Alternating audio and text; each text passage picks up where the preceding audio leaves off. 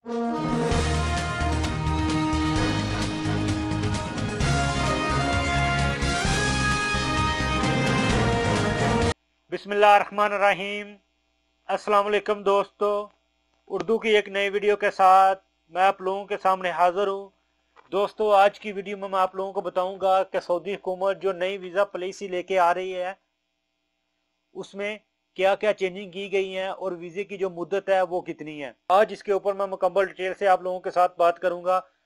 तो video start करने से पहले जिन दोस्तों ने अभी तक मेरा channel mix video tube subscribe नहीं किया, आपको मेरे चैनल पे एक लाल रंग का बटन नजर आएगा, आप इसके ऊपर क्लिक करके मेरे चैनल को सब्सक्राइब कर सकते हैं।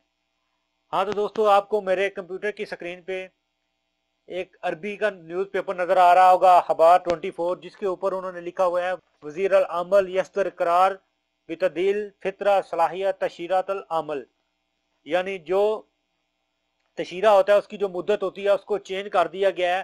पहले आपको पता है कि 2 साल का जो वर्क वीज़ा होता था वो 2 साल का होता था, अब उसको चेंज कर दिया गया है।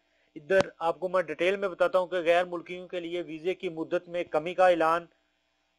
रियाज मुकामी ज़राए के मुताबिक सऊदी अरब की वजारत लेबर ने ऐलान किया है कि वो निजी इदारों में काम करने वाले गैर मुल्कियों के लिए वर्क वीज़े की मुद्दत में कमी कर रही है। सऊदी वजारत ने मुकामी मीडिया से बात करते हुए कहा है कि इस तब्दीली के मुताबिक अब से गैर मुल्की को सिर्फ 1 ही साल का वीज़ा जारी किया जाएगा, जबकि गैर मुल्की घरेलू मुलाजमीन और सरकारी अदारों में काम करने वाले गैर मुल्कियों को 2 साल का वर्क वीज़ा जारी किया जाएगा।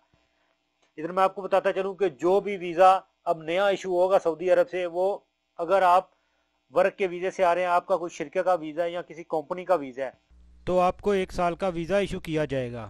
बल्दिया बल्दिया के वीज़े, यहाँ अगर आप किसी हुकूमत के अदारे में डायरेक्ट आ रहे हैं उसके वीज़े, या जो घरेलू मुलाजमीन होते हैं जिसमें खदामा स्वाके खास या मजरे का वीज़े की मुद्दत होगी वो 2 साल ही होगी। लेकिन जो कंपनियों या कफीलों के साथ काम करते हैं उनका जो वीज़ा है वो 1 साल का उनको इशू किया जाएगा। तो अगर आप लोग कोई भी वीज़ा ले रहे हैं तो पहले उसको चेक कर लें कि इसको इशू हुए हुए कितना टाइम हो गया। उसके ऊपर एक रकम लिखी होती है जिसके ऊपर उसका इशू का टाइम लिखा होता है, ताकि अगर आप वीज़ा लें और उधर आप अपने मुल्क में जब उसको स्टैम्प कराने के लिए थोड़ी देर कर दें, 1-2 महीने, कहीं वो एक्सपायर तो नहीं हो गया। इसलिए आप वीज़ा लेने से पहले उसका जो नंबर है वो भी देख लें और उसकी जो इशू डेट है वो भी चेक कर लें। तो ये थी दोस्तों आज की वीडियो जो मैंने सोचा आप लोगों के साथ शेयर करूं। इस न्यूज़ का जो लिंक है आपको मेरी वीडियो के डिस्क्रिप्शन में मिल जाएगा, आप खुद भी इसके ऊपर क्लिक करके इसको चेक कर सकते हैं।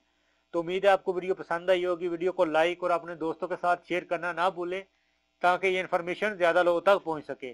तो मिलते हैं किसी न्यू वीडियो में न्यू इन्फॉर्मेशन के साथ, तब तक मुझे दीजिए इजाज़त।